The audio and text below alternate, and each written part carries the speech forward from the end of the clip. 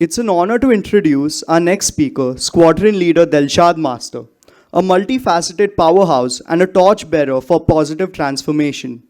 With a degree in defense and strategic studies serving as a foundation, she has fearlessly traversed various realms, even exploring the vibrant world of Bangalore's theatre scene. Today, Squadron Leader Master stands as a beacon of change and understanding through a remarkable venture, Ed Chronicles. As a queer sensitization catalyst, she harnesses her wealth of experiences and knowledge to pioneer crucial conversations and bridge gaps in the understanding of the LGBTQ community. Let's give a resounding welcome to Squadron Leader Delshad Master, whose invaluable insights are set to spark transformative conversations today.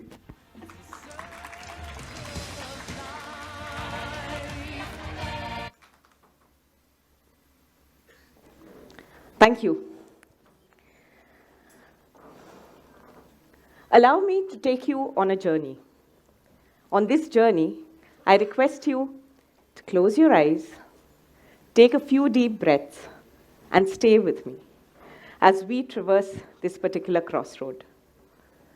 Imagine your life exactly the way it is today.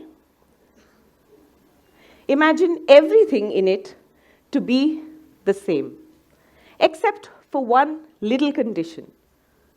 Nothing in your life can be of your own choosing. You cannot choose the clothes you wear.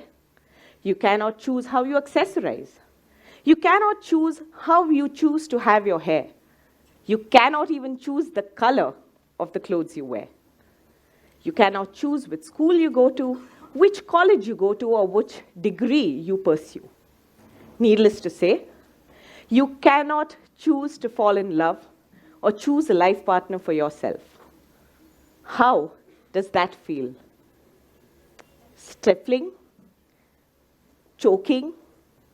Do you feel like you are encased in an invisible cage that you can't break out of? Let me remind you, everything in your life, even your financial situation, and all your creature comforts remain the same. But you cannot make the choice of what's in it.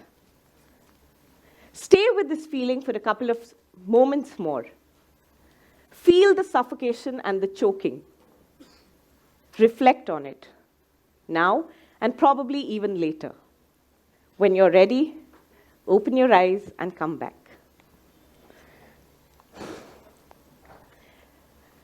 I have been a soldier by profession, a defense analyst by education, and also an ally with all my heart and as my own choice.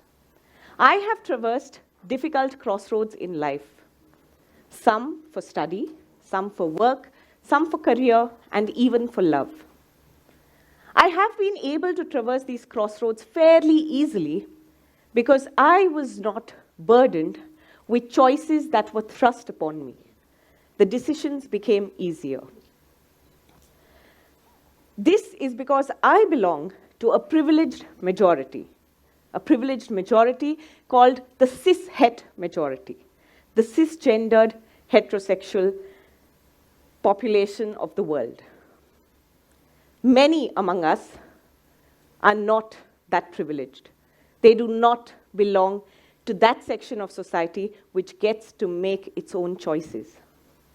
They are stifled, choked in those invisible cages since the time they were born till the time they traverse this earth.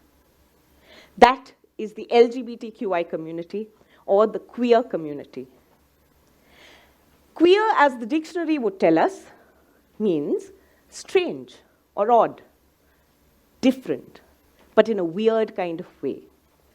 So my question to you today is being different so bad that it can completely alter your life's trajectory, leaving you at crossroads that are not of your choosing? If your answer to that question was an emphatic no, you, my friends, are lucky to belong to the cisgender majority, cisgender heterosexual majority. A lot of queer people find that the answer to this question is a sad yes. A rough estimate tells us, and yes, it is a rough estimate because there are no certain figures, that on a global average, 10% of the world's population is queer. Now, if 10% feels like a drop in the ocean to you, let me put that figure in perspective. 10% translates to 800 million of the 8 billion world population. That is quite a sizable figure. 800 million people live their entire lives grappling with questions like, who am I? Why am I the way I am? Why did my God make me this odd? Why do my parents not love me the way others feel loved? Why do my friends not accept me? Will I ever be able to tell my parents who I am? The questions keep getting deeper and more serious, to the point where they begin to question if they are sinners. Am I a criminal? Can I be jailed for being who I am? If and when I am outed, will I be bullied? Will I be trolled? Will I be sexually assaulted, imprisoned, or even killed for the way I am? Astonishingly, these questions cut across geographies, nationalities, age, the rural-urban divide. They cut across religions, castes, and even class. Queer people grapple with these questions all through their lives. Their survival, or the lack of it, depends purely on the support system around them. Overwhelmed by societal pressure, most queer people succumb to devastating repercussions. These repercussions lead quite a few of them to suicide. And most suicides within the queer community happen during adolescence.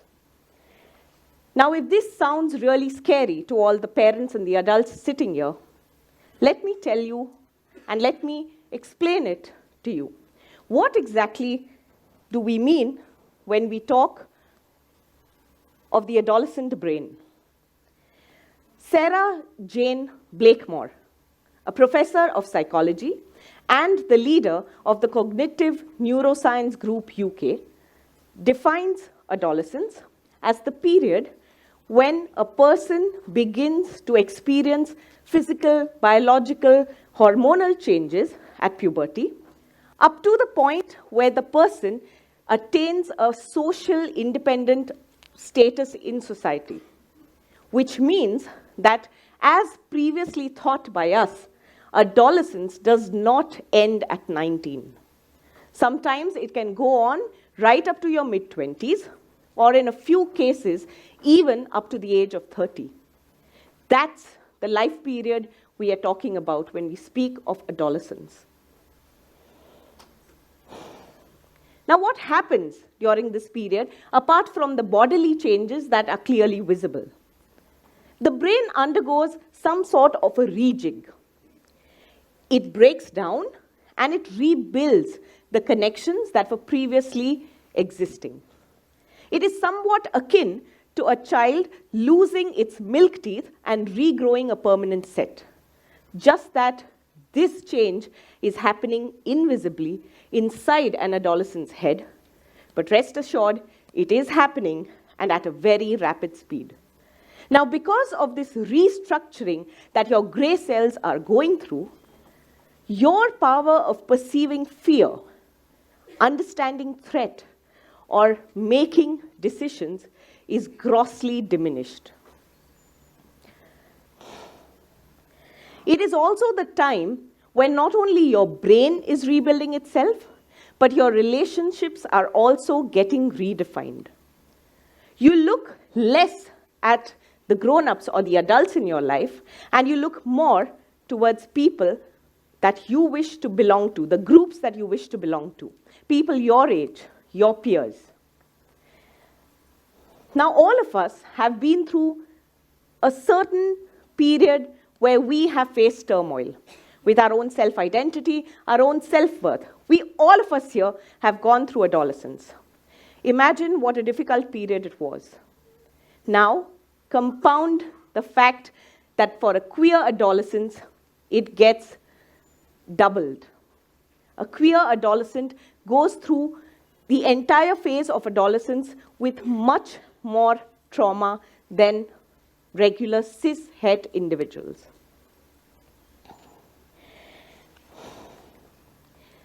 Adolescents do not really know what is happening to them while it is happening to them. All they see around them is a facade of conformity, a world, a society, societal pressure that expects them to fall into blocks and boxes of their own choosing. Conform to societal norms is what is told to them. Now, let me tell you, parents, your children are not things. They cannot be slotted into boxes. So don't try to do that. Instead, let them evolve and grow as they are so that they can carve a niche for themselves in that very society.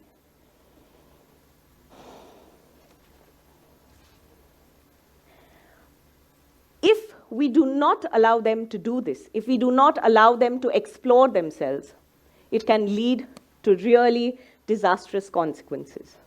Like I mentioned, most queer suicides happen during adolescence. But suicide is not something they instantly jump to. There is an entire phase. It begins in a very innocuous manner, very, very gradually. It starts with nervousness. It starts with anxiety. It leads them on to loneliness, paranoia, depression. Some adolescents express their depression in different ways. Some may resort to self-harm and mutilation to numb and override the emotional pain and trauma they are going through with physical pain and hurting themselves. Some others may choose the opposite path. They will begin to have extremely frequent mood swings, demonstrate aggression, leading to heavy violence. Most of these times, violence transfers to those younger to them. It could be siblings, acquaintances, or even innocent animals. When they are done with all the highs that these quick fixes give them, then begin to resort to even more permanent repercussions. This may lead them now to contemplate something way more serious, running away from home, or worse still, running away from life. And therefore, what can I leave you with today? What can we as the immediate adults in the life of adolescents do? Parents and teachers make up the first and second social circles of safety and security around adolescents. So we bear a very crucial responsibility. The first thing you can do, recognize early signs of dysphoria. These, surprisingly, can begin when it comes to gender identity as early as 2.5 to 3 years, when a child begins to assert their gender identity. It happens a little later in terms of sexuality. But that's how quickly it happens. Keep your eyes open for any dysphoric symbols. Educate yourself. The onus of education in this case does not depend upon the queer individual in the family or at school. It is up to you to educate yourself. However, be fairly warned that you must educate yourself from good, authentic sources.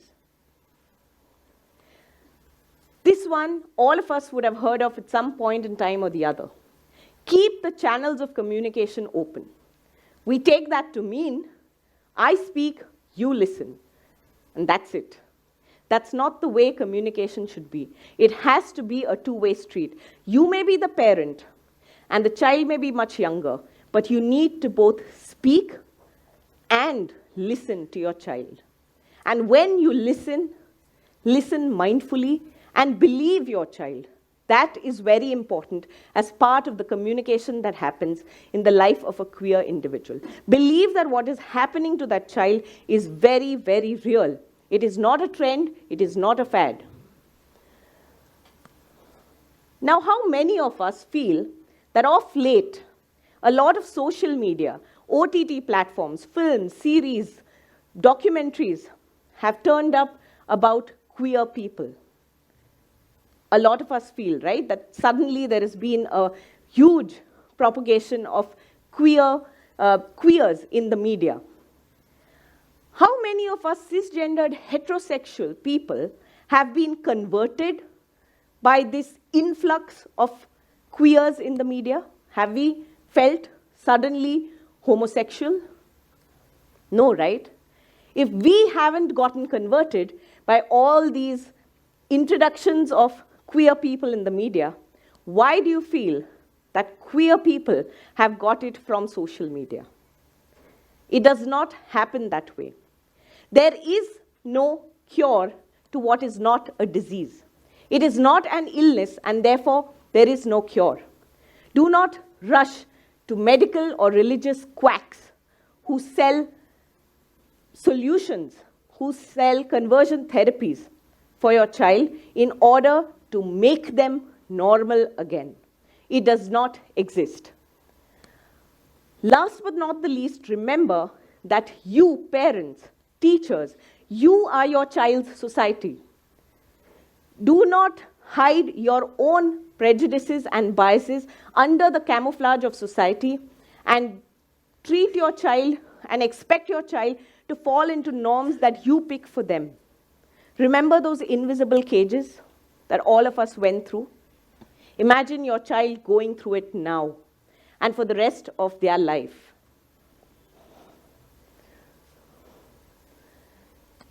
When I say what can you do, I now address the peer group. We learned that during adolescence, children are closer and they develop new bonds with people who are more like them, their peers. And therefore, my dear young friends, you shoulder a huge responsibility. Because at this age, your friends will tend to open up better to you than to the adults in their life. So what is it that you can do? Remember, there is no normal. Majority does not equate to normal. So do not use the word or expect people to conform to normality. Do not ridicule a person's gender expression, which means you may have friends who may tend to be too masculine or too effeminate. There is no reason to ridicule them. That's who they intrinsically are. Celebrate your differences.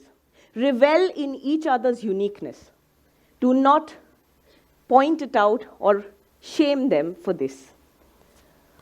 Use and respect preferred names and chosen names and preferred pronouns. Now, all of us know that words can have a massive impact. They can make or break another person. So choose your words carefully, even if it is simply the name of the person. Respect the person's identity by using their chosen name and their preferred pronouns. The rule is very simple. If you don't know a person's preferred pronouns, simply ask. It is perfectly fine to ask a person their preferred pronouns.